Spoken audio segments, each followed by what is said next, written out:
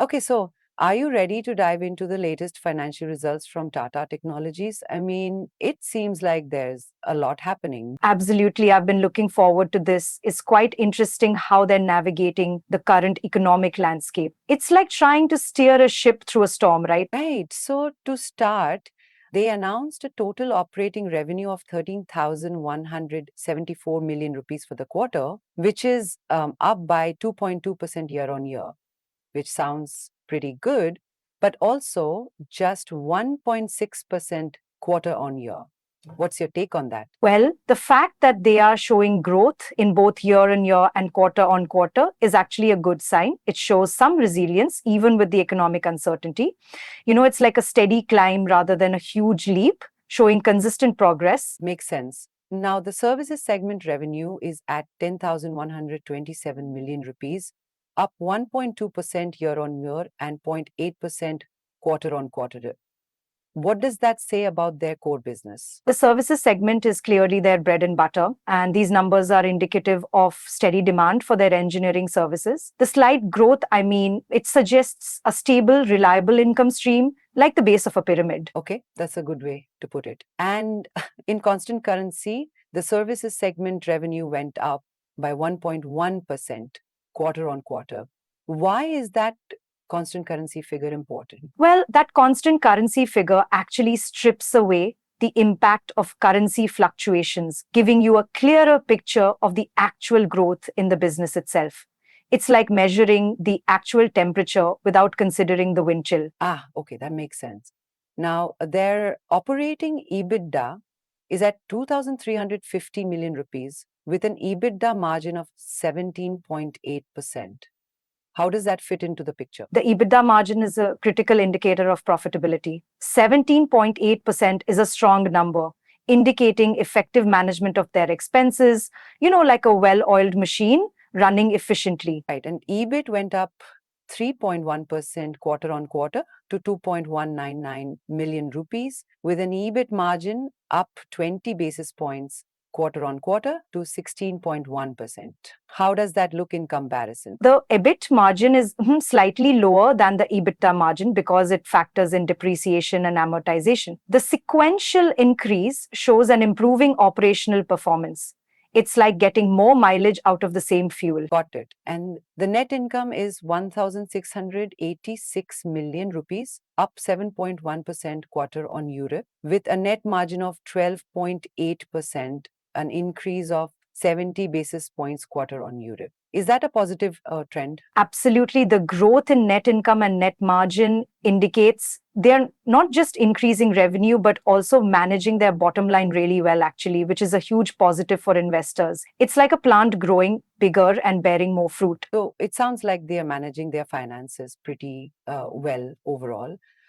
What about their attrition rate? I noticed they mention a 20 basis points sequential improvement in their LTM attrition to 12.9%. A lower attrition rate is good news, right? It means employees are sticking around, and this saves the company time and costs on recruitment. It's like retaining the talent in your team rather than constantly needing to bring in new players. That's a good analogy. And they currently have a workforce strength of 12,659 employees. Is that something that is important to consider? It's an important metric because it gives you insight into the scale of operations and the talent pool available for upcoming projects. It's like knowing the size of your army, right? Absolutely. Now, Warren Harris, the CEO, mentioned they're seeing opportunities in digital engineering, smart manufacturing, generative AI, and embedded software solutions. Are these areas we should be keeping an eye on? Yes, definitely. Those areas are where future growth will be. It's, like planting seeds in fertile soil, positioning themselves for future growth. Makes sense.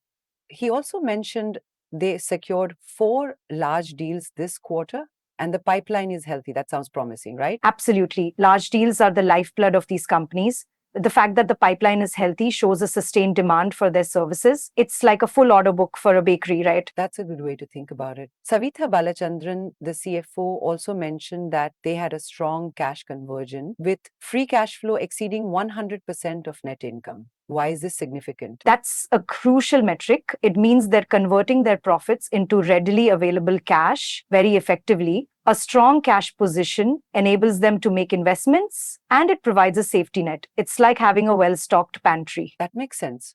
She also noted that their net cash position is at $154 million at the end of December. What does this tell you? A healthy net cash position is like having a solid foundation. It strengthens the balance sheet and gives them the flexibility to explore new opportunities or tackle uncertainties. So, overall, the financial picture looks quite positive. What about the new deals they announced? They have some interesting contracts. Oh, yeah, that's where the story gets more interesting. Like, they have been selected by a European company to innovate cost efficient and sustainable solutions for next gen vehicles, which includes software for embedded systems, infotainment systems, and advanced engineering and simulation solutions, which is huge. That's quite a mouthful, but it sounds like they're moving into some pretty cutting edge areas, huh? It's a good indicator of where the industry is heading and how they're becoming very relevant players in it. They're not just doing legacy stuff. It's like a chef experimenting with new ingredients. That makes sense. They also signed a multi-year contract with a European luxury automotive OEM for EV testing and development.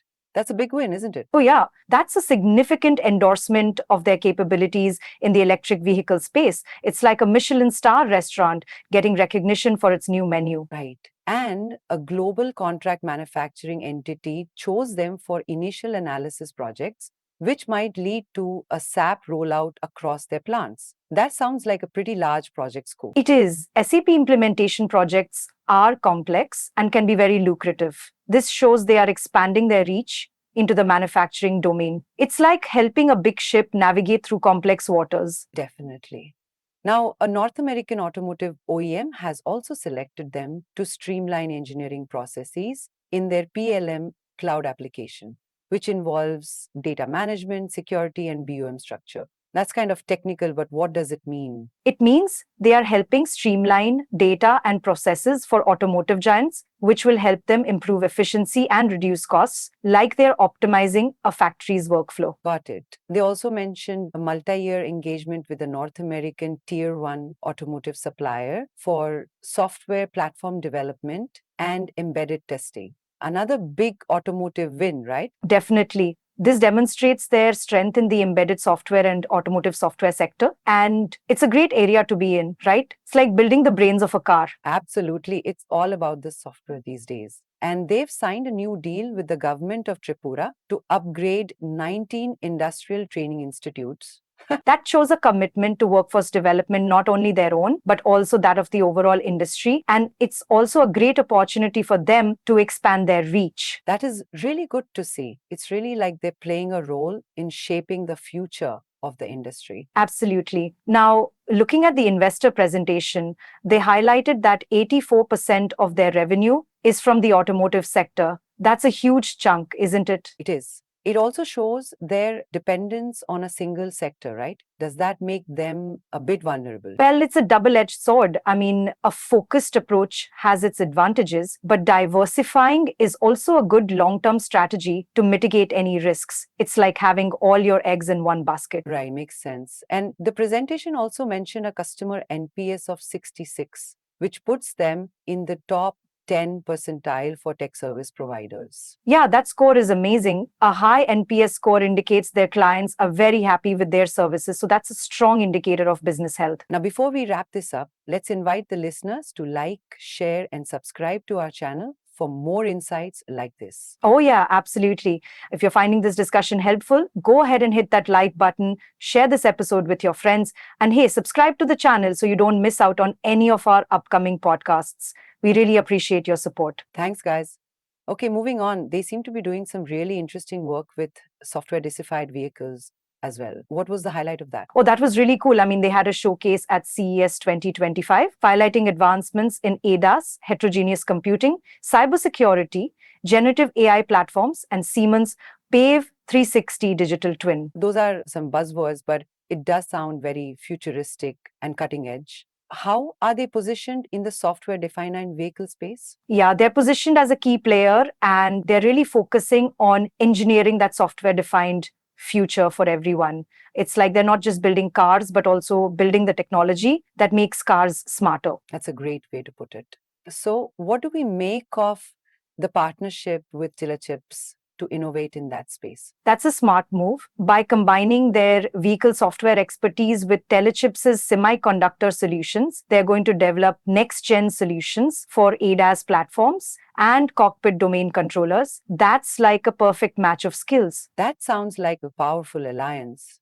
Now, it seems they're also focusing on fewer clients with significant R&D investments. What's the strategy there? That indicates a strategic shift toward focusing on clients that will deliver consistent growth and long-term partnerships, rather than trying to be everything for everyone, right? It's like having a focused target rather than a scattered approach. That makes sense. And they're also leveraging their domain expertise and digital tools to reduce product development timelines by 10 to 20%.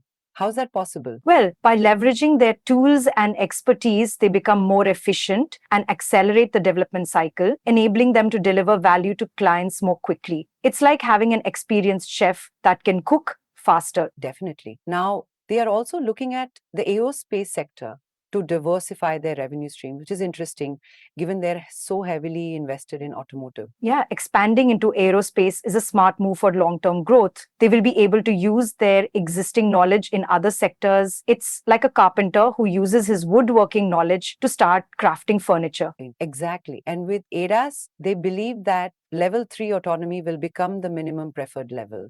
What does that mean for the future of the company? It means they're gearing up for future demand for autonomous vehicles, which requires significant tech developments, and they are well positioned to capitalize on that. It's like a race car driver getting ready for a high-speed race. So, overall, it seems like they're making some significant strides, both financially and strategically. What are your final thoughts? Well, the financials show they are resilient, and the new deals indicate good future growth opportunities. They are actively adapting to the current trends and investing in future technologies, which I believe will enable them to remain competitive and continue to expand. I agree. The focus on software-defined vehicles, generative AI, and their strategic partnerships really seems like they're future-proofing themselves. It will be really interesting to see how the next quarter unfolds. Absolutely. And that brings us to the end of this episode. Thanks for joining us, and don't forget to tune in next time for more in-depth analysis. Indeed. Thanks, everyone.